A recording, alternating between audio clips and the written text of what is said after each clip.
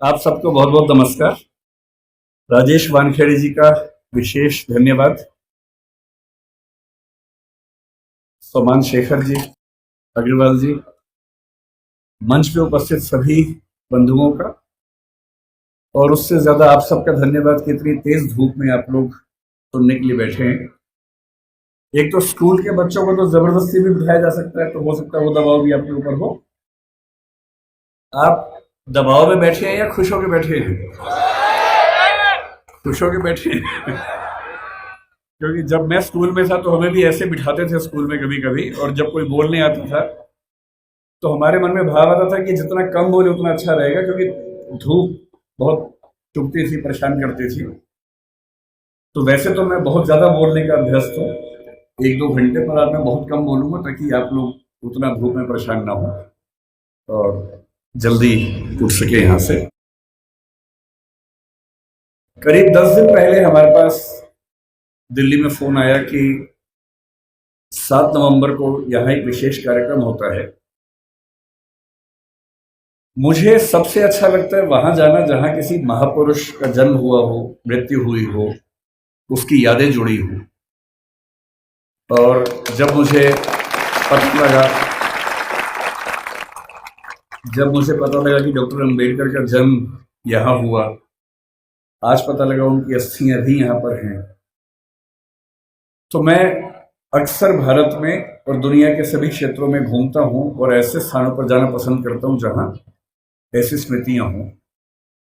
भारत के विभिन्न नेता, चाहे महात्मा गांधी हों या और नेता उस समय के हों, उन सभी के जन्म स्थान, शहादत स्थल, वो सब मैंने देखे हैं।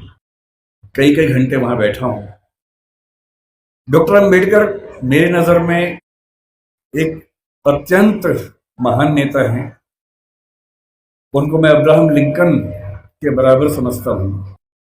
अब्राहम लिंकन ना होते, आज जैसा अमेरिका हमें दिखता है वैसा अमेरिका ना होता अगर अब्राहम लिंकन अपने जीवन का बलिदान न करते। 1776 में अमेरिका आजाद हुआ, या कह सकते हैं कि 1787 के आसपास उसका संविधान पूरा लिखा गया। लेकिन वहां आजादी मिलने के बाद भी जो वहां के दास थे, स्लेव्स थे, उनको आजादी नहीं मिली थी। उनकी आजादी लगभग 90 साल के बाद हुई, 1860 के दशक में हुई। एक लंबा संघर्ष हुआ, और उस लंबे संघर्ष में जिस व्यक्ति ने एड़ी चोटी का जोर लगाया उसका नाम अब्राहम लिंकन था। लिंकन के खिलाफ अमेरिका के बहुत सारे लोग थे, पर वो अड़ गया, और अंत में उसने संविधान में संशोधन करवा के, जिसको हम अमेरिकी संविधान का 13th अमेंडमेंट कहते हैं, वो पारित करवाया। और जिसके बाद से वहां दास व्यवस्था समाप्त हुई। उसकी कीमत यह है कि उसके कुछ ही समय के बाद अब्राहम लिंकन की हत्या हुई, लेकिन वो अपने जीवन की बलि देकर कम से कम अमेरिकी समाज के बहुत बड़े हिस्से को आजाद करवा के चले। अम्बेडकर जी कहते थे कि जिंदगी बहुत लंबी होने का मतलब नहीं है, जिंदगी महान होनी चाहिए। और महान जीवन का मतलब ये होता है कि सफल होना तो बहुत छोटी बात है। डॉक्टर अंबेडकर हमारी संविधान सभा के वो मेंबर थे जो सबसे ज्यादा पढ़े लिखे थे। एक ऐसा व्यक्ति जिसने पीएचडी भी 3 कर रखी हो और चौथी बार में और उनको मिल गई हो। पूरी संविधान सभा में हमें इतना वेल रेड, इतना पढ़ा लिखा व्यक्ति नजर नहीं आता है। कुछ लोग कहते हैं कि संविधान सभा में उनकी भूमिका बहुत छोटी सी थी, नगण्य थी, क्योंकि उन्होंने संविधान लिखा नहीं था, उन्होंने संविधान की प्रारूप समिति की अध्यक्षता की थी। ये बात ठीक है कि वो प्रारूप समिति के अध्यक्ष थे, लेकिन संविधान सभा के एक मेंबर थे टीटी कृष्णमाचारी। उन्होंने एक बड़ी खूबसूरत बात कही कि संविधान सभा की प्रारूप समिति में कुल 7 मेंबर थे, जिनमें से एक ने ज्वाइन ही नहीं किया, एक बीमार पड़ गए, 2 दिल्ली के बाहर थे, एक देश के बाहर चले गए, एक ने इस्तीफा दिया तब दूसरे मेंबर को लेके आए। और कहने को 7 मेंबर से, लेकिन दरअसल केवल एक व्यक्ति के हाथ में ड्राफ्टिंग की सारी जिम्मेदारी आई और ये कथन टी.डी. कृष्णमाचार्य ने संविधान सभा के भीतर दिया। और इसलिए हमें इस बात का सम्मान करना चाहिए। लेकिन आप में से अधिकांश बच्चे जिस सामाजिक परिवेश से हैं, मैं संयोग से समाज के उस परिवेश से हूं जिसमें सामाजिक विषमताओं को झेला नहीं। मेरा जन्म एक ऐसे परिवार में हुआ जो निम्न जाति का नहीं है, तो मैं सवर्ण समाज से हूं। संयोग की बात है, तुक्के की बात है। किसी का तुक्का कुछ लगता है, किसी का कुछ लगता है, तो मैं तुक्के से उस समाज से हूं जहां जातीय भेदभाव झेलना नहीं पड़ता है। मैं बहुत गरीब भी नहीं रहा। मेरे माता पिता अध्यापक थे, तो वेतन भी ठीक ही था उनका। और इसलिए मैं देखता हूं कि हमारे समाज में सामान्यतः एक राय ऐसी बन गई है कि डॉक्टर अंबेडकर केवल दलित समाज के नेता हैं, उन्होंने केवल उनके लिए कुछ महान काम किए। और मेरा मानना है कि इस गलतफहमी से हमारे समाज को बचना चाहिए। डॉक्टर अंबेडकर हमारे देश के आज तक के सबसे महान नेताओं में से एक हैं और उनकी महानता को हमें स्वीकार करना चाहिए। धूप बहुत ज्यादा है, आपकी उम्र भी बहुत कम है, इसलिए मैं गहरी बातों में नहीं जाऊंगा। डॉक्टर अंबेडकर को लेकर कुछ बहुत गहरे विवाद, गहरे संवाद हो सकते हैं। उनका गांधी जी से क्या रिश्ता था, आजादी के आंदोलन से उनका क्या रिश्ता था, मार्क्सवाद से क्या रिश्ता था, बौद्ध धर्म से उनका क्या रिश्ता था। ये सब ऐसे प्रश्न हैं जिन पर हम कई घंटे गहरी बात कर सकते हैं। लेकिन क्योंकि आप अभी स्कूल वाले बच्चे हैं, ज्यादातर आपके लिए इन विवादों में अभी उलझना ठीक नहीं है। आपके लिए जो ज्यादा महत्वपूर्ण है, मैं उस बात पे आता हूं। मैंने पिछले 1 साल में जो यात्राएं की, उसमें एक यात्रा कोलंबिया विश्वविद्यालय न्यूयॉर्क की। और वहां जाते ही मैंने अपने दोस्तों से पूछा कि भाई यहाँ डॉक्टर अंबेडकर पढ़ते थे, कोई ऐसा मेमोरियल उनका है क्या? तो वो मुझे एक लाइब्रेरी में, जो बेसमेंट में अच्छी लाइब्रेरी, उनकी काफी अच्छी लाइब्रेरी है, वहां लेके गए। और लाइब्रेरी में एक दरवाजा जहां अंदर रीडिंग रूम है, उसके बाहर एक बहुत सुंदर प्रतिमा उनकी लगी हुई है और साथ में काफी उनके बारे में लिखा हुआ है। और मुझे बहुत अच्छा लगा कि कोलंबिया विश्वविद्यालय आज भी ये मानता है कि डॉक्टर अंबेडकर उनके आज तक के सबसे शानदार विद्यार्थियों में से एक थे। फिर उसी के कुछ दिन बाद मैं लंदन में था, तो लंदन स्कूल ऑफ इकोनॉमिक्स वहां से पास ही था, करीब 2-3 किलोमीटर दूर था। संडे का दिन था, तो मैं घूमते घूमते वहां चला गया। बंद था वो, तो मैंने वहां उनके जो स्टाफ के मेंबर थे उनसे रिक्वेस्ट की कि क्या मैं अंदर केवल घूम सकता हूं थोड़ा सा? तो बोले हाँ, घूम लीजिए। और जब मैं घूमने गया तो मैंने देखा कि बिल्डिंग में अंदर घुसने से पहले ही बाहर उन्होंने एक ही प्रतिमा लगाई है और वो डॉक्टर अंबेडकर की ही प्रतिमा है। तो मुझे ऐसा लगता है कि जिस भारतीय सपूत की ख्याति दुनिया में इतनी ज्यादा है, अमेरिका में, लंदन में जहां वो पढ़े, वहां के इंस्टीट्यूशन से मानते हैं कि हमारे महानतम विद्यार्थियों में से एक वो थे। तो ऐसा क्यों है कि हमारे समाज में उनको लेकर ऐसी गलतफहमियां बहुत ज्यादा है? आज मुझे बुलाया गया है ये कह के कि बच्चों को प्रेरणा देनी है, पर दरअसल मेरे लिए तो खुद ये प्रेरणा का समय है कि मैं एक ऐसी जगह हूं जहां डॉक्टर साहब पैदा हुए, उनकी मृत्यु हुई। मैं बहुत संक्षेप में आपको ये बताना चाह रहा हूं, क्योंकि आप में से बहुत सारे बच्चे जिस समाज में पैदा हुए होंगे, आपकी परिस्थितियां कुछ कुछ वैसी होंगी जैसे अम्बेडकर जी की थी। हालांकि वैसी नहीं होंगी। और क्यों नहीं होंगी? क्योंकि अम्बेडकर जी हो गए आपसे पहले, इसलिए आपकी स्थितियां वैसी नहीं होंगी। अगर वो ना होते तो स्थितियां वैसी होती। तो मैं आपको थोड़ा सा बताना चाह रहा हूं कि आप किस भारत की ऐतिहासिक सामाजिक परंपरा में स्थित हैं और आपकी जिम्मेदारी क्या बनती है। मैं ये भी समझाना चाह रहा हूं कि जो सदस्य आप में से या समाज के जो सुनेंगे इस वक्तव्य को, जो समाज के उस तबके से नहीं भी हैं, जो समाज के संपन्न वर्ग से हैं, उनको भी समझने की जरूरत है। जो हम थोड़ा सा समझेंगे क्या है वो। हमें किसी व्यक्ति की महानता समझने के लिए पहले ये देखना चाहिए कि उसकी प्रेरणा बिंदु क्या थे।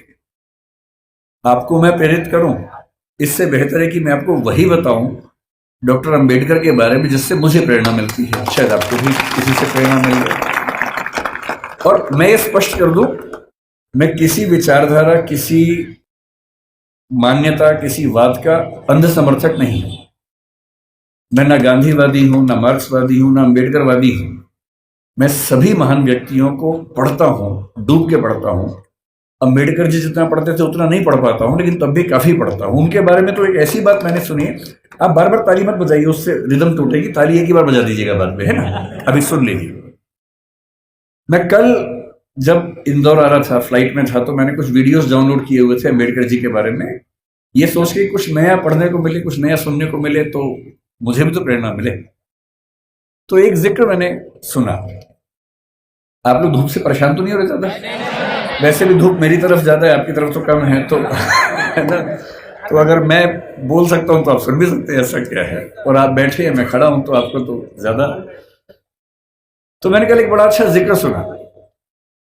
वो जिक्र एक विदेशी लेखक जिन्होंने किताब लिखी इनसाइड एशिया, ये 19 मतलब अम्बेडकर के समकालीन लेखक थे, जिनका नाम था जॉन गुंटर, बड़े प्रसिद्ध लेखक थे। उन्होंने लिखा कि मैं 1938 में एक बार डॉक्टर अम्बेडकर के घर गया और मैं दंग रह गया, उनकी लाइब्रेरी में किताबें गिनने लगा। तो उसके बाद पता लगा कि उनके पास उस समय 8,000 किताबें थी। ताली नहीं बजानी है, नहीं, सुनना है, केवल सुनना है। 8,000 किताबें थी। और जिस दिन डॉक्टर अम्बेडकर की 1956 में 6 दिसंबर को मृत्यु हुई, मैं जिस चीज से सबसे ज्यादा उनका प्रशंसक हूं, उस दिन उनके पास 35,000 किताबें थी। मैंने अरस्तु के बारे में सुना है, जो ग्रीक फिलॉसफी का सबसे महान चिंतक या सबसे महान चिंतकों में से एक हुआ। उसने अपने जीवन में 3,000 पुस्तकें लिखी। हालांकि वो अधिकांश पुस्तकें बहुत छोटी हैं, 2 पृष्ठ, 4 पृष्ठ, 5 पृष्ठ की हैं। मैं दंग रह जाता हूं। मेरे पास डॉक्टर अम्बेडकर का पूरा साहित्य है, वो 21 किताबों में आता है। और जब मैं उसको उठा के 5-7 दिन पहले जब पता लगा यहाँ आना है, तो मुझे लगा मैं एक बार रेफरेंस के तौर पर फिर से देख लूं। इतना मोटा बंडल है उन किताबों का जो डॉक्टर अम्बेडकर ने केवल अपने 65 साल के जीवन में लिखी है। उनको समय कम मिला। ये ईश्वर या नियति की क्रूरता है कि उनको समय कम मिला। अगर उनको 10-15 साल और मिल जाते तो निस्संदेह हमारा देश जैसा है उससे बहुत बेहतर होता। लेकिन नियति का मामला है। मैं देखता हूं कि हमारे समाज में बहुत लोग उनका विरोध करते हैं। उनको लगता है कि ये दलितों का नेता है, ये हिंदू धर्म के बहुत खिलाफ था, ये बहुत नाराज रहता था। लेकिन उन्होंने उन परिस्थितियों को, उस बैकग्राउंड को देखा नहीं जो आज मैं आपसे डिस्कस करूंगा। आपने सुना होगा जरूर, नहीं सुना तो आप सुन लीजिए और फिर तुलना कीजिए कि आज आप जहां हैं क्यों वहां हैं। अगर अंबेडकर साहब ना होते या ज्योतिबा फुले ना होते, उसके 500 साल पहले कबीरदास ना होते, उसके 2000 साल पहले बुद्ध ना होते, तो दरअसल हम वहां नहीं होते जहां जब बैठे। क्या उन्होंने क्या झेला अंबेडकर जी ने? क्योंकि आप बच्चे हैं इसलिए मैं वही सी चीजें बताऊंगा जो आपको थोड़ा सुन के समझ में आएंगी और प्रेरणा मिलेगी आपको। जब वो 6 साल के हुए, यही पैदा हुए, यही उनका घर है, मुझे बताया गया इसी घर में उनका जन्म हुआ। आप लोग कितने सौभाग्यशाली है कि आप यहाँ आते हैं। मैं तो पहली बार जीवन में आया हूँ। कुछ दिन पहले इंदौर पहली बार मैं आया था, 1 साल पहले। मुझे ये नहीं पता था कि इतना पास में वो जगह है, वरना मैं उसी दिन आता। तो मुझे बड़ा आश्चर्य हुआ कि मैं इंदौर तक आया भी और मुझे पता नहीं चला। तो जब वो पैदा हुए इसी जगह है, क्योंकि उनका सौभाग्य था कि वो एक सूबेदार के बेटे थे, इसी सेना में काम करने वाले। मुझे आज पता लगा कि MHOW क्यों कहते हैं, मिलिट्री हेडक्वार्टर्स ऑफ वार उसका नाम था। मैं परेशान था कि महू की स्पेलिंग MAHU क्यों नहीं है, MHOW क्यों है। तो आज पता लगा नहीं, वो एक एक्रोनिम है, उसकी फुल फॉर्म एक है। वो जिस समाज में थे उस समाज के बच्चे स्कूल में नहीं पढ़ते थे, उनको पढ़ने की अनुमति नहीं थी। पर क्योंकि वो सूबेदार के बेटे थे, और सूबेदार एक कमीशन पद होता है सेना में, बड़ा पद होता है, तो इतना हो गया कि उनको स्कूल जाने का मौका मिल गया। पर उनकी मां को, आदरणीय भीमाबाई जी को अच्छे से पता था कि जब बच्चा स्कूल जाएगा तो इसके साथ बहुत बुरा बर्ताव होगा, जिसको आपकी भाषा में बुलिंग कहते हैं, आजकल के बच्चों की भाषा में बुलिंग कहते हैं, उसका खतरा था। और माताओं को, पिताओं को बहुत चिंता होती है कि हमारे बच्चे के साथ स्कूल में ज्यादती ना हो, बदतमीजी ना हो। कल को आप भी पेरेंट्स बनेंगे, आप भी इस दर्द से गुजरेंगे। ऐसे कई बच्चे होते हैं, कोई फिजिकली उतना ठीक नहीं है, कोई मेंटली उतना ठीक नहीं है। जब वो स्कूल जाते हैं बच्चे, एक तो पहले वो पीड़ित है, उसके बाद स्कूल के बाकी बच्चे उनका मजाक बनाते हैं, चिढ़ाते हैं। पेरेंट्स को इतना दर्द होता है इस बात से, लेकिन क्या करें। तो उनकी माता जी ने, भीमाबाई जी ने कहा कि देख बेटा, स्कूल जा रहा है, पहले ही समझा रही हूं, बहुत बुरे अनुभव होंगे, लड़ना मत, झगड़ना मत, विद्रोह करके छोड़ मत देना, क्योंकि पढ़ाई करोगे वो अकेला रास्ता है कि कुछ बड़ा कर पाओगे जीवन में, वरना कोई दूसरा रास्ता नहीं है। इस बात को उस छोटे से बच्चे ने मन में बिठा लिया। वो स्कूल गया। उस स्कूल में पहली बार कोई ऐसा बच्चा आया था जो समाज के अछूत कहे जाने वाले समुदाय का हिस्सा था। जो बाकी बच्चे थे बुरे नहीं थे, पर वो भी अपने अपने घर से सीख रहे थे, अपने समाज से सीख रहे थे। उनको ये पता था कि ऐसे बच्चों के साथ नहीं बैठना है, दूर रहना है। तो व्यवस्था हुई कि वो स्कूल में क्लास के सबसे अंत में, जहां सारे बच्चों के जूते चप्पल रखे हैं, उसके पड़ोस में एक दरी छोटी सी बिछा के बैठेंगे, और दरी भी खुद लेके आएंगे ताकि स्कूल में कोई और व्यक्ति अपवित्र ना हो। अब सोच के देखिए, इमेजिन कीजिए उस बच्चे की हालत कि एक बच्चा है, अपने घर से दरी लेके आता है, क्लास के अंत में जहां जूते चप्पल रखे उसके पास में बिछाता है, बैठता है, बाद में लेके जाता है। उसके साथ कोई खाना भी नहीं खाता है, तो वो दीवार की तरफ चेहरा करके अपना भोजन करता है जो घर से लेके आया था। उसको पानी पीने की अनुमति नहीं है। आपने ये सब नहीं झेला होगा। उस बच्चे का सोचिए, याद से केवल और केवल 110 साल पहले की बात मैं कर रहा हूं, बहुत पुरानी बात नहीं है, 115 साल पहले की बात। उस बच्चे को पानी पीना है, और स्कूल में पानी की एक ही व्यवस्था है कि जो पानी का नल है या घड़ा है उसे वो नहीं छू सकता। तो एक चपरासी है जो उसको दूर से पानी देगा तो वो पिएगा, वो घड़ा नहीं छू सकता है। और ये बात कोई और नहीं कहा है, डॉक्टर अंबेडकर ने खुद अपनी आत्मकथा लिखी है। वो उस समय छप नहीं पाई थी, छपी 1990 के आसपास है। अंग्रेजी में उस आत्मकथा के कुल 6 अध्याय हैं। उसका नाम है वेटिंग फॉर ए वीजा। ये उन्हीं की पुस्तक है। उसमें केवल 6 अध्याय हैं, जिनमें से 4 अध्यायों में उन्होंने अपने अनुभव बताए हैं और 2 में बाकियों के अनुभव बताए हैं। और जो पहला अनुभव है वो यही अनुभव है। और वो साफ लिखते हैं कि अगर किस दिन, बच्चों अभी मैं जानता हूं आप बहुत बेचैन हो गए, शरारत करने का मन भी होगा, लेकिन जिनकी बात चल रही है ना, उनके सम्मान में थोड़ा शांत रहें और सुने, है ना, समझें उसको। चंचलता इस उम्र में होती है, लेकिन थोड़ा सुन लीजिए, क्या हो गया, फायदा हो जाएगा, कुछ नया सीखोगे, है ना। आपकी उम्र से बहुत पहले अंबेडकर जी बहुत सीरियस हो गए थे, इसलिए वो अंबेडकर जी हैं। तो अब तो सीरियस हो ही जाना चाहिए। और जिस व्यक्ति की बात चल रही है उसका कितना एहसान है हम पे, आपके समाज पे विशेष रूप से, ये भी समझना चाहिए। जिस दिन चपरासी नहीं आएगा उस दिन पानी नहीं पी सकते हैं। उन्होंने एक वाक्य लिखा अपनी आत्मकथा में, नो पियन नो वाटर। उस समय ऐसी बोतलें नहीं होती थी जो भी आपको बढ़ रही थी, जिन बोतलों के लिए आप हाहाकार मचा रहे थे, उस जमाने में नहीं होती थी। उस जमाने में पियन नहीं आता था तो पानी नहीं मिलता था। उनके नंबर बहुत अच्छे है क्लास में। व्यवस्था थी कि जिसके नंबर जितने अच्छे होंगे वो उतना आगे बैठेगा, पर उनको ये ऑप्शन नहीं था कि वो आगे बैठ सके, उन्हें पीछे ही बैठना था। ये सब झेलते झेलते वो पढ़े। जब 10वीं क्लास में आए तो एक अध्यापक उनके थे, कृष्णा जी अर्जुन सेलुस्कर नाम था उनका। उन्होंने उस बच्चे को, भीमराव को, एक छोटी सी पुस्तक भेंट की जो बुद्ध की जीवनी थी, और कहा कि इसको पढ़ो। अंबेडकर कहते हैं कि उस पुस्तक को और मैं अपने अध्यापक केलुस्कर जी को जिंदगी भर नहीं भूल पाया। वही केलुस्कर जी बाद में उनको बड़ौदा के महाराज सियाजी राव गायकवाड़ से मिलवाने ले गए, वजीफा दिलवाया, फिर वजीफा बढ़ा, और जब वो एल्फिंस्टन कॉलेज के विद्यार्थी हुए तो उनको कोलंबिया विश्वविद्यालय जाने के लिए स्कॉलरशिप मिली, वहीं से मिली, बड़ौदा से मिली। 4 साल कोलंबिया में रहे और इतनी मेहनत करते थे कोलंबिया विश्वविद्यालय से एमए और पीएचडी करने के साथ साथ लंदन स्कूल ऑफ इकोनॉमिक्स से भी एमए और पीएचडी कर डाली।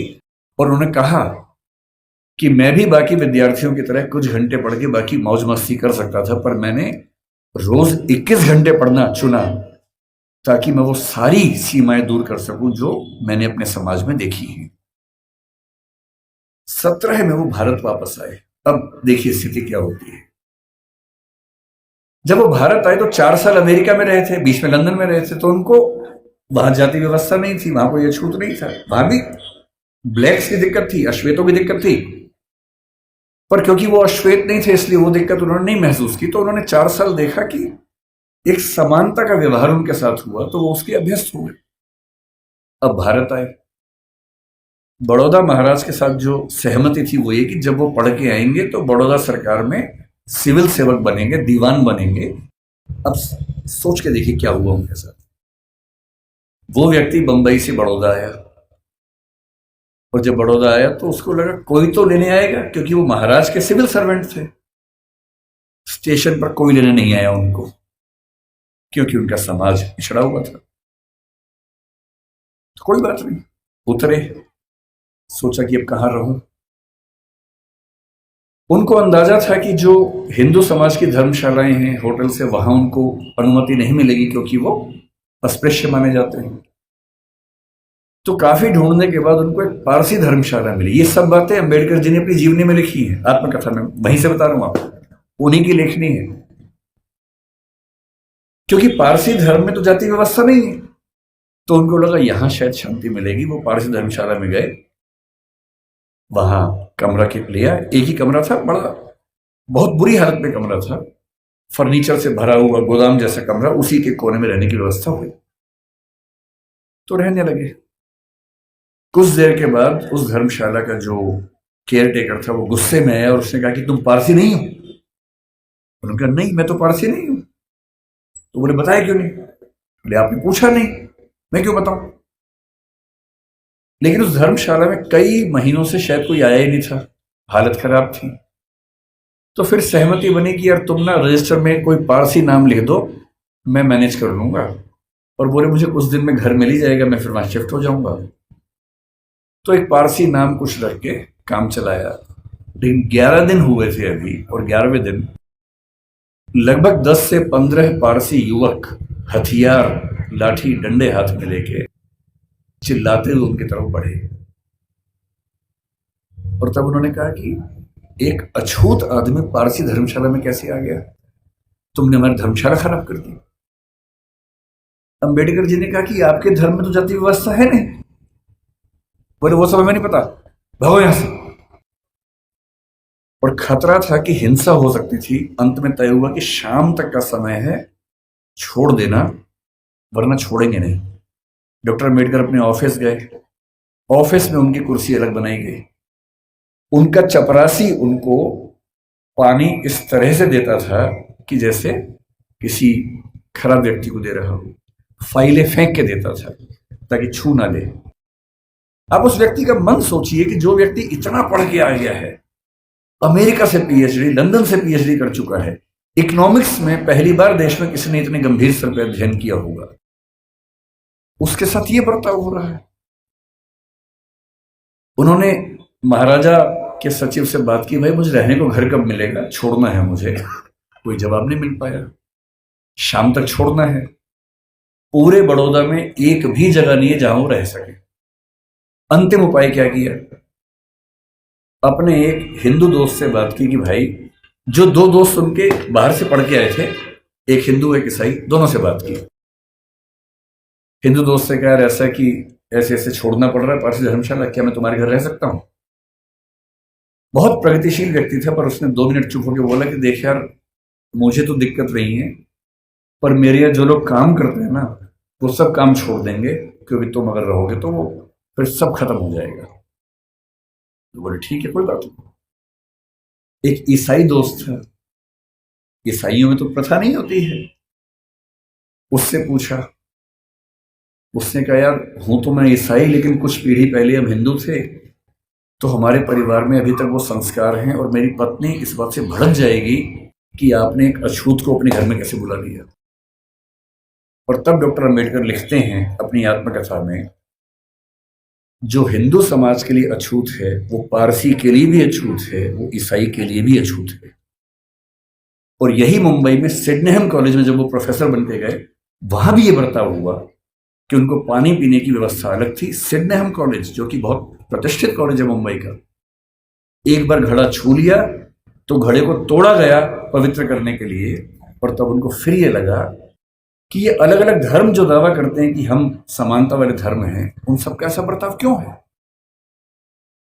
फिर एक घटना लिखते हैं अंबेडकर जी अपनी आत्मकथा में। एक बार वो नासिक से औरंगाबाद जा रहे थे निजी यात्रा पे कुछ दोस्तों के साथ। उन्होंने जानबूझ के सबसे कहा किसी को बताना मत, मैं नहीं चाहता किसी को पता लगे, निजी यात्रा रखेंगे इसको। रास्ते में दौलताबाद का किला पड़ा। दौलताबाद का किला ऐतिहासिक स्थल है, उनकी इच्छा हुई कि देखते हैं उसको। तो 7-8 दोस्त खूब धूल मिट्टी झेलते हुए वहां पहुंचे। किसी को बताया नहीं था। जब पहुंचे तो वहां एक पानी का हौद था जहां पर लोग हाथ मुंह धो लेते हैं। इन सब ने वहां पर हाथ मुंह धो लिया। इतने में वहां कुछ मुस्लिम युवक गुस्से में आए हथियार लेके। उनको किसी ने बता दिया था कि ये लोग अछूत समुदाय से हैं, और लड़ने लगे उनके साथ। अंबेडकर जी ने उनको समझाया, डांटा, कहा भाई तुम तो मुसलमान हो और तुम्हारा धर्म तो कहते कि हम सब बराबर हैं। वो बोले वो सब बेकार की बात है, तुमने हमारा ये अपवित्र कर दिया है। और हालत ये आ गई कि अंबेडकर जी को लगा कि अब हिंसा भी हो सकती है और ऐसा ना हो कि कुछ बड़ा नुकसान हो जाए। किसी तरह से वहां से जान बचा के, हालांकि बाद में उनको देखने की परमिशन मिली, किला देखा, वापस आए। और उस दिन उन्होंने लिखा भी डायरी में, जो हिंदू पारसी ईसाई के लिए अछूत है वो मुसलमान के लिए भी अछूत है। आप अनुभव सोचिए उस व्यक्ति के, जिसको समाज के सब समुदाय गाली दे रहे हैं। इतना पढ़ने के बाद, जो बड़ौदा के राजा का सैन्य सचिव रह चुका है, जो व्यक्ति सिडनेहम कॉलेज में असिस्टेंट प्रोफेसर रह चुका है, और वो लगातार कोशिश कर रहे हैं कि इस समाज के भीतर हमें एक्सेप्टेंस मिल जाए, हमारे समाज को एक्सेप्टेंस मिल जाए। उनके मन में आता नहीं होगा कि अगर वो वापस चले जाते इंग्लैंड, 1 साल के लिए फिर से गए भी थे, अगर वो चाहते तो अमेरिका में, इंग्लैंड में, दुनिया भर के सबसे अच्छे इंस्टीट्यूट्स में, यूनिवर्सिटीज में प्रोफेसर बन के शानदार जिंदगी गुजार सकते थे। क्या कमी थी उनके जीवन में? पर उनको एक बात हमेशा लगती थी कि अगर मेरे समुदाय में संयोग से मैं पढ़ लिख गया हूं, उनके परिवार के 14 बच्चों में वो 14वें बच्चे थे, और उनके खानदान का, उनकी जाति का, समुदाय का पहला बच्चा था जिसने 4th क्लास पास की थी। उनको एक ही बात लगती थी कि मैं अपनी जिंदगी तो शानदार बना के गुजार सकता हूं, बड़ी बात नहीं है। पर नियति ने, इतिहास ने मुझे एक ऐसा मौका दिया है कि यदि मैं अपने निजी सुख दुख भूल जाऊं और रात दिन 24 घंटे अपने समाज के विकास में ताकत लगा दूं, तो हो सकता है कि मेरी वजह से हजारों, लाखों, करोड़ों उन व्यक्तियों को बेहतर जिंदगी मिले जिनकी जिंदगी मानवीय जिंदगी तो नहीं है, कई मामलों में पशुओं से भी बदतर जिंदगी है। और इसीलिए मैं कहता हूं कि जो बोधिसत्व शब्द है वो दरअसल वैसे ही व्यक्तियों के लिए बना हुआ है। बोधिसत्व क्या होता है? महात्मा बुद्ध के बारे में कहते हैं कि जब उनको मोक्ष मिल गया, बुद्ध मानते थे कि जीते जी भी मोक्ष मिल सकता है। कहते हैं कि उनको मोक्ष मिल गया, और जब उनको मोक्ष मिल गया तो वो मुक्ति में जाके आनंद में रह सकते थे।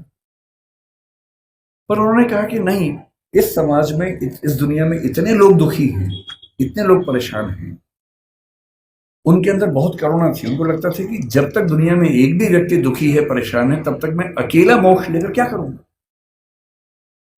उन्होंने अपने मोक्ष को स्थगित कर दिया और कहा कि मैं लगातार प्रयास करूंगा कि मेरे साथ साथ सभी को मुक्ति मिले।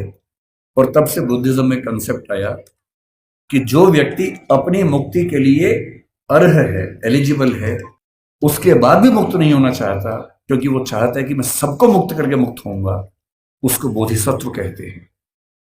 और इस समाज में यदि कोई सच्चा बोधिसत्व हुआ है तो वो डॉक्टर अंबेडकर हैं। इस बात को हमें ईमानदारी से मानना चाहिए। इतने बुरे अनुभवों से गुजरने के बाद इस व्यक्ति को गुस्सा क्यों नहीं आएगा? इस व्यक्ति के अंदर नफरत पैदा क्यों नहीं होती?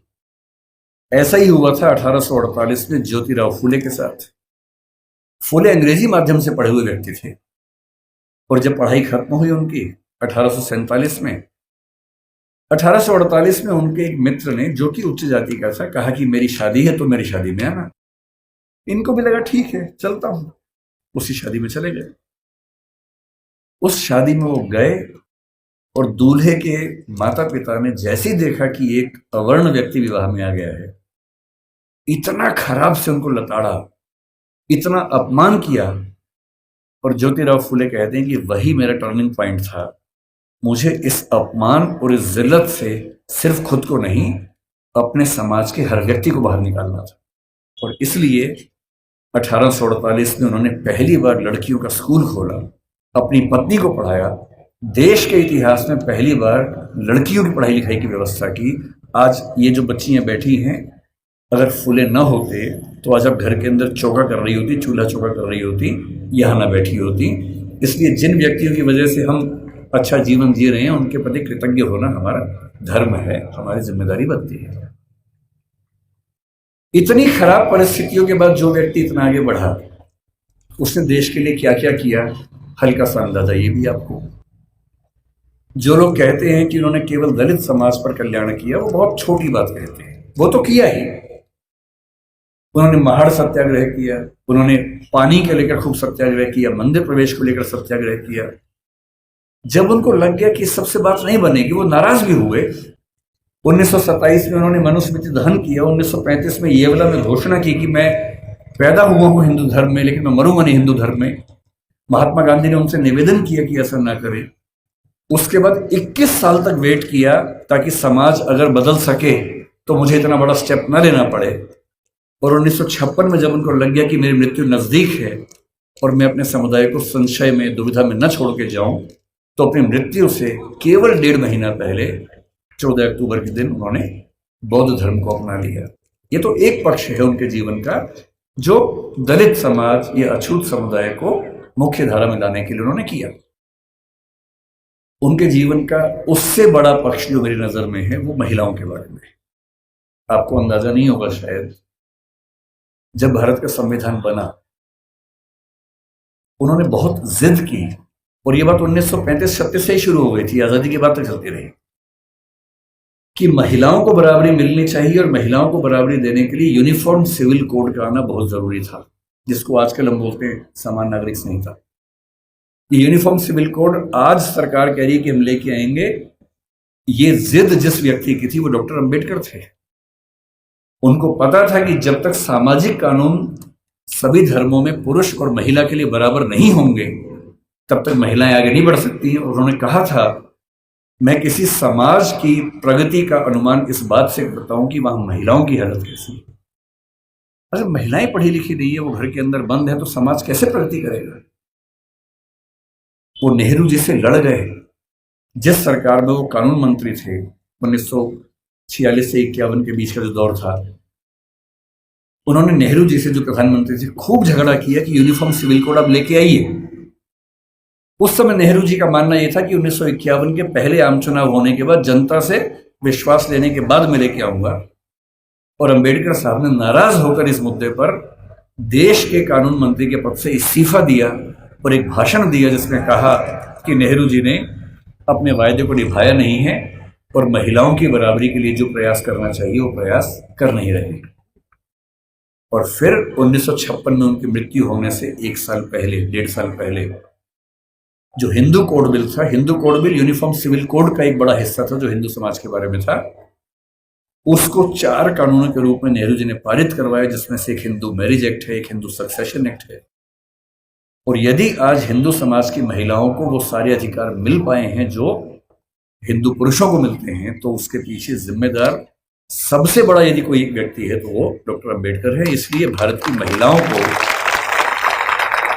आप जिस भी धर्म को मानते हो, मुस्लिम समाज पर यूनिफॉर्म सिविल कोड उस समय लागू नहीं करवा पाए वो, अब शायद वो भी होगा। और किसी भी समाज हो, हिंदू समाज हो, मुस्लिम समाज हो, कोई भी समाज, यदि उस समाज की महिलाओं के साथ बराबरी नहीं है तो राज्य की जिम्मेदारी बनती है कि वो कानून बनाकर बराबरी लाए। और ये विचार मुख्य रूप से अंबेडकर जी का ही था, जिसकी वजह से आज हम यहां खड़े हैं। तीसरी बात, लोग कहते हैं कि आजादी के संघर्ष में उन्होंने इतना साथ नहीं दिया। ठीक बात है, उनकी अपनी प्राथमिकताएं थी। 1942 से 46 तक जब स्वाधीनता संग्राम एकदम चरम स्तर पर था, वो वायसराय की काउंसिल में श्रम मंत्री थे या श्रम विभाग के प्रमुख थे। आज हम कहते हैं कि भारत में जो श्रम सुधार हैं, श्रम सुधार का मतलब किसी भी व्यक्ति को नौकरी पे रखेंगे तो कम से कम इतना वेतन देना ही होगा। न्यूनतम वेतन बोलते हैं, मिनिमम वेजेस बोलते हैं। प्रोविडेंट फंड बोलते हैं कि जब कोई व्यक्ति रिटायर हो तो उसको कितना पैसा मिलता है एक साथ। यदि कोई व्यक्ति 8 घंटे से ज्यादा काम करता है उसको अतिरिक्त वेतन मिलना चाहिए, ओवर टाइम की पेमेंट मिलनी चाहिए। ये सारे श्रम सुधार जिस व्यक्ति ने किए हैं भारत में, वो डॉक्टर अंबेडकर हैं। इसलिए वो जिम्मेदारी केवल दलित समाज की नहीं है, देश की सारी महिलाओं की भी है, देश के सारे मजदूरों और नौकरी करने वालों की भी है। इन सब के प्रति, सब ठीक है ना, इन सब के प्रति डॉक्टर अंबेडकर की भूमिका ऐसी है कि हम उसको भूल नहीं सकते। अंतिम बात, आपकी स्थिति को देखते हुए जल्दी खत्म करते, उनसे हमें क्या सीखना चाहिए, क्या सीखें उनसे? उनसे हमें मुख्य रूप से 3-4 बातें सीखनी है। उन्होंने कहा कि मैंने जो कुछ सीखा है 3 व्यक्तियों से सीखा है। बुद्ध से सीखा, कबीर से सीखा और ज्योतिराव फुले से सीखा। सच बात है कि उन्होंने अपनी मां भीमा बाई से भी बहुत कुछ सीखा, क्योंकि मां ने ही सिखाया था कि भूल के भी झगड़ा मत करना, पढ़ना। और उनकी जिंदगी में एक टर्निंग पॉइंट ये भी था कि जब उनकी मां की मृत्यु हो रही थी तो कोई वैद्य उनके घर तक नहीं आए, क्योंकि वो अछूत महिला थी, तो वैद्य उनके घर में कैसे आ सकता था।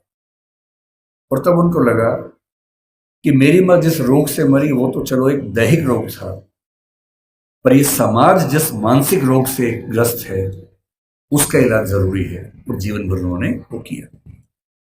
अंबेडकर जी से आपको और हमें क्या सीखना चाहिए? मैं तो अपने हिस्से का सीखता हूं, आपको भी क्या सीखना चाहिए?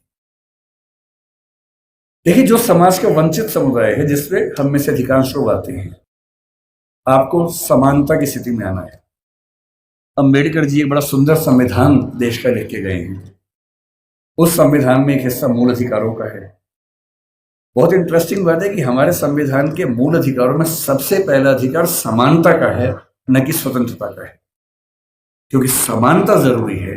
और अनुच्छेद 14 है, 15 है, 16 है, 17 है, 18 है, ये 5 अनुच्छेद पूरी तरह से समानता को साबित करने का प्रयास करते हैं। और आर्टिकल 17 में साफ साफ लिखते हैं अस्पृश्यता का अंत किया जाता है और किसी भी रूप में इसका आचरण निषिद्ध होगा और दंडनीय होगा। अपने मरने से 1 साल पहले दबाव डाल के 1955 में उन्होंने अस्पृश्यता अपराध अधिनियम भी पारित करवा लिया, जिसके तहत अनटचेबिलिटी या अस्पृश्यता को या छुआछूत को अपराध घोषित किया गया। उनसे हमें क्या सीखना चाहिए? आपको क्या सीखना चाहिए? पहली बात, उन्होंने एक बड़ी गहरी बात कही थी कि शिक्षा शेरनी का दूध होता है और जो इसको जितना पीता है उतना ही दहाड़ता है। बिना शिक्षित हुए कुछ नहीं हो सकता। और यहां तक कहा कि तुम्हारे पैर में जूते हो ना हो, हाथ में किताब होनी चाहिए।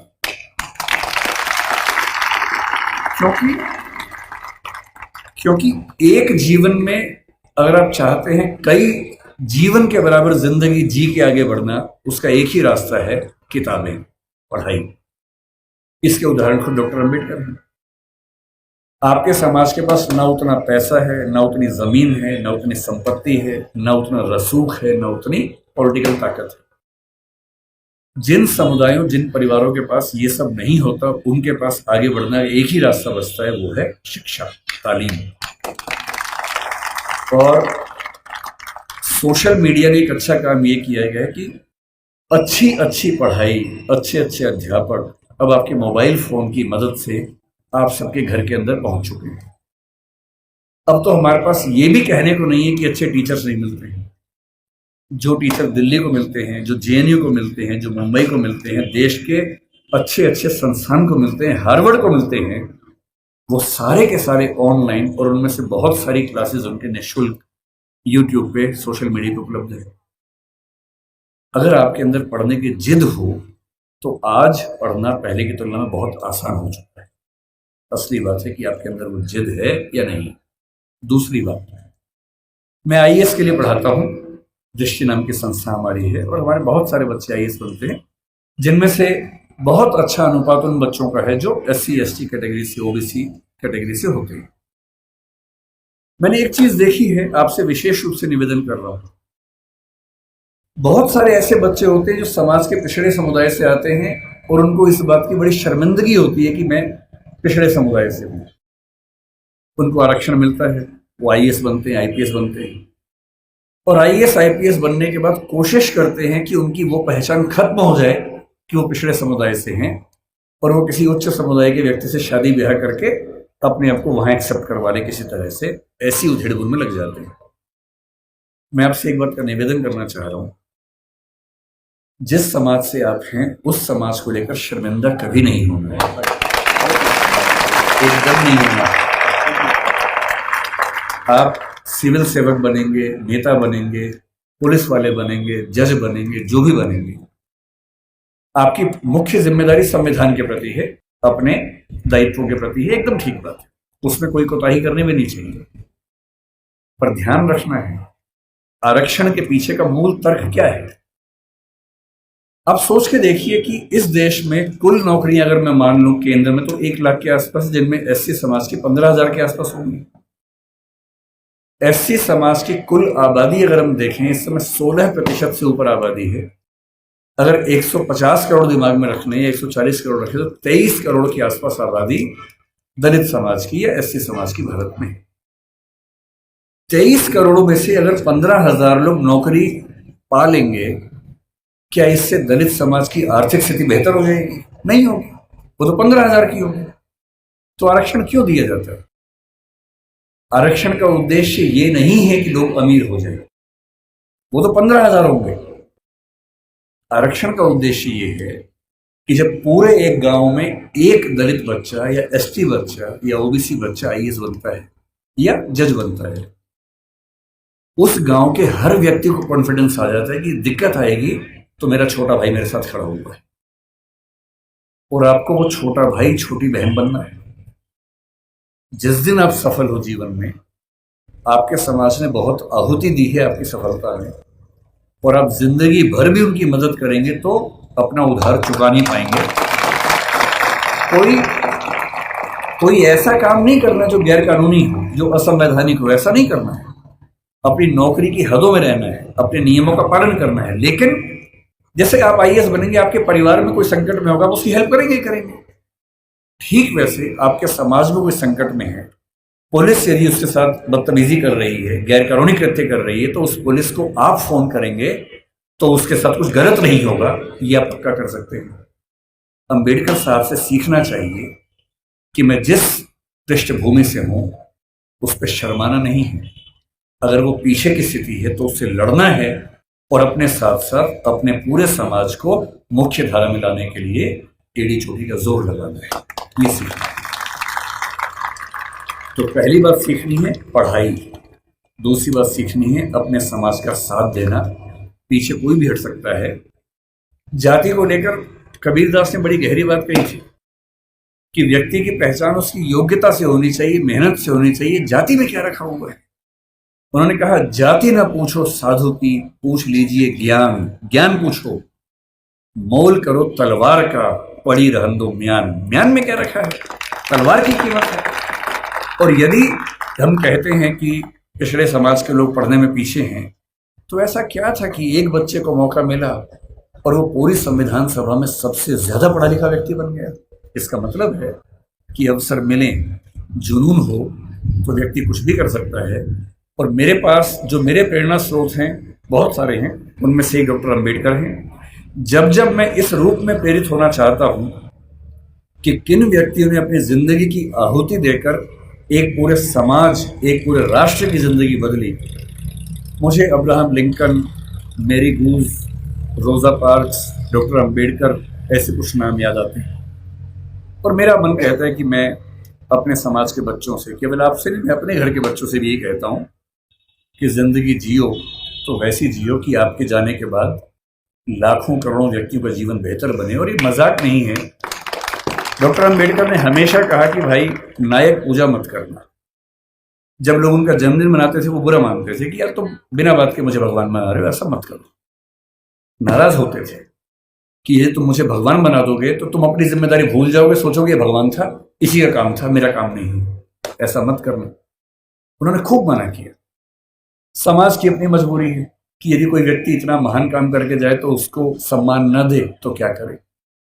इससे उनका जन्मदिन भी मनाया जाता है, पुण्यतिथि भी मनाई जाती है। 14 अक्टूबर का दिन भी नागपुर में मनाते हैं। आज 7 नवंबर, आज का दिन बड़ा पवित्र है। आज वो जीवन में पहली बार स्कूल में गए थे, उसी स्कूल में जहां दरी हाथ में लेके जाना होता था। ये उसी स्कूल की बात है। और मुझे खुशी है कि ये जो संगठन है यहाँ इस दिन को मना रहा है। और मैं एक अंतिम एग्जाम्पल देके बात समाप्त करता हूँ। 1954 का एग्जाम्पल है। अमेरिका में जो स्थिति हमारी यहाँ दलित समाज की है, वो स्थिति अमेरिका में अश्वेतों की रही लंबे समय तक। हुआ क्या कि जब अमेरिका आजाद हुआ तो अमेरिका के संविधान में समानता की बात लिखी गई। जब समानता की बात लिखी गई तो दास लोगों ने विरोध किया कि अगर समानता है तो हम दास कैसे हैं। 90 साल लगे दास प्रथा को समाप्त करवाने में। अब्राहम लिंकन ने खत्म किया, अपना जीवन दे दिया। तो 1866 में दास प्रथा खत्म हो गई, लेकिन अभी भी अश्वेतों को अधिकार नहीं मिले। महिलाओं को वोटिंग राइट्स नहीं मिले अभी तक। अब महिलाओं और अश्वेतों के आंदोलन शुरू हुए कि हमें बराबरी चाहिए। और उसमें एक घटना, बड़ी रोचक घटना है, सुनिए क्या हुआ। 1950 के आसपास अश्वेतों का आंदोलन बड़ा प्रखर हो गया। उस समय डॉक्टर अंबेडकर अपने जीवन के आखिरी दौर में थे, उन्होंने भी उस आंदोलन को देखा समझा। उसमें 2 घटनाएं घटी। एक महिला थी रोजा पार्क्स। अमेरिका का नक्शा देखा हो तो उसमें एक राज्य है अलाबामा। अलाबामा में एक शहर है मोंटगोमरी, वहां का प्रसंग है। अस्पृश्यता कुछ मात्रा में अमेरिका में भी थी और देशों में भी थी। कैसे थी देखिए, वहां एक नियम था कि जो सरकारी बसें होती थी उन बसों में शुरू की 4 सीटें केवल श्वेत लोगों के लिए होती थी और चौथी सीट के पीछे अश्वेत लोग बैठ सकते थे। वो भी एक कंडीशन पे कि यदि श्वेतों की 4 सीटें भर गई और फिर कोई श्वेत आ गया तो अश्वेत को सीट छोड़नी पड़ेगी। ये कंडीशन थी। तो लोग करते थे, बैठते थे, 4 सीट छोड़ते थे। कोई श्वेत आ गया, उठते थे, छोड़नी पड़ती थी। उनको खराब लगता था। ये वही पानी है जो उनको नहीं मिलता था, है ना। इसके लड़ना नहीं है, प्यार से लेना है, झगड़ा नहीं करना है। एक दिन उनके जैसा जी के देखो कि पानी नहीं मिला, एक दिन जी के देखो ताकि समझ में आए कि उनका जीवन कैसा था। खैर, एक महिला थी जिसका नाम था रोजा पार्क्स, करीब 40 साल की, बहुत ही सभ्य महिला थी, अश्वेत महिला थी। कई बार उठ चुकी थी बस से, बस में बैठती थी, उठा दिया जाता था। एक दिन उसको बहुत गुस्सा आ गया। वो बस में बैठी थी 5वीं सीट पे, पहली 4 पे श्वेत लोग बैठे, कुछ लोग और आ गए। ड्राइवर जिसका नाम विलियम ब्लेक था वो उठा और उसने कहा कि आप उठिए। 3-4 लोग थे अश्वेत, सब उठ गए। उसके उठने का मन नहीं हुआ। ड्राइवर ने फिर कहा कि उठना होगा। उसने कहा ऐसा है कि मैं तो नहीं उठूंगी, जो करना कर लो। बस आगे नहीं बढ़ी। पुलिस आई। उस महिला का नाम रोजा पार्क्स था, कभी सर्च कीजिएगा नेट पे पता लगेगा। उसे गिरफ्तार किया गया, जेल में डाला गया। पूरे अफ्रीका, पूरे अमेरिका के उस राज्य के अश्वेत, यहां तक कि मार्टिन लूथर किंग जूनियर जो उस समय काफी प्रसिद्ध नेता थे, वो भी इस आंदोलन में शामिल हो गए। सभी अश्वेत व्यक्तियों से निवेदन किया गया कि सरकारी बस में बैठना ही नहीं है। वो सरकारी बस के एक प्राइवेट बस कंपनी को ठेका मिला हुआ था, वो चला रही थी। अश्वेत समुदाय ने बड़ी गजब की एकता दिखाई। 20-20, 30-30 किलोमीटर दूर उनके घर थे, टैक्सी से आए। अश्वेत टैक्सी वालों ने बस के बराबर किराए में टैक्सियां चलाई, लेकिन बस में नहीं बैठे। 1 दिन, 2 दिन, 3 दिन, होते होते 381 दिन आंदोलन चला। 381 दिन, 1 साल से ज्यादा कोई बस में नहीं बैठा। और अंत में अमेरिका के सुप्रीम कोर्ट को इस कानून को खारिज करना पड़ा जिसमें अश्वेत बैठ नहीं सकते थे, और वहां उस आंदोलन की समाप्ति हुई। डॉक्टर अंबेडकर हमारे समाज के रोजा पार्क्स बने, अब्राहम लिंकन बने। और अगर आपको लगता हो कि आपका जीवन खराब है, एक और घटना से अंतिम बात करके समझ लें। अमेरिका में जब समानता आई तो स्कूल शुरू हुए, अश्वेत बच्चे बोले हम भी स्कूल जाएंगे। कुछ कुछ अंबेडकर जी की याद आपको आएगी इस घटना से। अब अश्वेत बच्चे स्कूल जाएंगे, ये तो वहां के संविधान में लिखा हुआ था। तो वहां की सरकारों ने क्या रास्ता निकाला, कुछ स्कूल श्वेतों के लिए, कुछ अश्वेतों के लिए बना दिए। मामला सुप्रीम कोर्ट में गया कि भाई ये क्या समानता है, हम भी उसी स्कूल में पढ़ेंगे। तो सुप्रीम कोर्ट ने फैसला दिया कि नहीं, समानता का मतलब सिर्फ इतना है कि आपको स्कूल मिलेगा, अच्छी गुणवत्ता का मिलेगा, लेकिन अगर अलग अलग स्कूल है तो इसमें कोई दिक्कत नहीं है। तो ये व्यवस्था ठीक है कि अश्वेतों का स्कूल अलग, श्वेतों का स्कूल अलग। अब ये बड़ी दिक्कत थी अश्वेतों को। आंदोलन चलता रहा, चलता रहा, चलता रहा। 1954 में जब आंदोलन चल रहा था ये वाला, सुप्रीम कोर्ट अमेरिका का, उसको भी लगा कि अब समय बदल रहा है, और अमेरिकी सुप्रीम कोर्ट ने एक नया फैसला दिया, ब्राउन का मामला कहते हैं, और उसमें उसने घोषणा की कि समानता का जो 14th अमेंडमेंट की समानता उनके यहाँ है, उसके तहत समानता का सही मतलब ये है कि जिस स्कूल में श्वेत बच्चे पढ़ेंगे उसी स्कूल में, उसी क्लास में अश्वेत बच्चे भी पढ़ेंगे। ये 1954 में हुआ। अंबेडकर साहब 56 में गए, उनके सामने की बात है, 2 साल आखिरी थे उनके पास। अब जब ये हुआ तो अमेरिका में हंगामा हो गया। श्वेत समुदायों ने इतना हंगामा किया, अपने शहर तक बदल लिए ताकि एक ऐसे जगह जाके रहें जहां केवल श्वेत लोग रहते हैं, उनके स्कूल में केवल श्वेत लोग पढ़ें। अब अश्वेत बच्चे स्कूल में कैसे जाएंगे? तो हुआ कि जो बस जाती है स्कूल की श्वेत बच्चों की, उसमें अश्वेत बच्चे भी जाएंगे। और मैंने वो कहानियां पढ़ी हैं विस्तार में। जब पहली बार अश्वेत बच्चे श्वेत बच्चों के साथ स्कूल में गए, उस बस को घेर कर पुलिस की कम से कम 10 गाड़ियां आगे पीछे चल रही थी, क्योंकि किसी भी तरफ से हमला हो सकता था, गोलियां चल सकती थी, बच्चों की हत्या हो सकती थी। और बहुत भारी संख्या में पुलिस बस के साथ साथ स्कूल के अंदर, स्कूल के बाहर खड़ी होती थी। और अमेरिकी समाज को लगभग 70-80 साल लगे हैं। लेकिन अगर आप ध्यान से देखें, 1776 की आजादी जो दासों की आजादी नहीं थी, अश्वेतों की नहीं थी, महिलाओं की नहीं थी। 1866 में दासों की मुक्ति जो महिलाओं की नहीं थी, अश्वेतों की नहीं थी। 1950-55 के आसपास महिलाओं और अश्वेतों की मुक्ति। ठीक उस समय मार्टिन लूथर किंग जूनियर को 35 साल की उम्र में नोबेल पुरस्कार मिलना, और उसके लगभग 50-55 साल बाद बराक ओबामा का अमेरिका का राष्ट्रपति बनना। इतिहास ऐसे बदलता है। इतिहास में हर व्यक्ति को अपने हिस्से की भूमिका निभानी होती है। अंबेडकर जी ने अपने हिस्से की भूमिका निभा दी है, आपकी बाकी है। ठान लीजिए, इतना पढ़ना है। उस आदमी को सोचिए, वो उसने अपने जीवन में पहला रिसर्च एंथ्रोपोलॉजी में किया। अंबेडकर जी ने एंथ्रोपोलॉजी के विद्वान, इकोनॉमिक्स में पीएचडी की, और वो व्यक्ति पॉलिटिकल साइंस और संविधान के एक्सपर्ट बना बाद में। जिस विषय में बात करेंगे उस विषय का एक्सपर्ट बना। अगर वो ऐसा कर सकते हैं तो आप क्यों नहीं कमर कर सकते? और मैं अंत में ये बात कहकर समाप्त करूंगा, ठान लीजिए उन्हीं की बात, पैरों में जूते हो ना हो। तुम लोग ध्यान से समझो, पानी की बोतल मिले ना मिले, हाथ में किताब होनी चाहिए। और किताब सूरज से धूप बचाने के लिए नहीं होती है। आप बचा लो, कोई बात नहीं, टेंशन मत। किताब इसलिए नहीं चाहिए कि धूप से बचना है, किताब इसलिए चाहिए कि धूप जैसा तेज अपने अंदर पैदा हो। और एक बहुत प्रसिद्ध विचारक हुए सफदर हाशमी, उन्होंने मजदूर समाज के लिए एक बात कही थी जो मैं आपको कह रहा हूं। उन्होंने एक गीत लिखा कि शिक्षा से ही बदलाव हो पाएगा। वो कहते हैं, पढ़ना लिखना सीखो ओ मेहनत करने वालों, पढ़ना लिखना सीखो ओ मेहनत करने वालों, पढ़ना लिखना सीखो ओ भूख से मरने वालों, क ख ग घ को पहचानो, अलिफ को पढ़ना सीखो, अ आ ई को हथियार बनाकर लड़ना सीखो।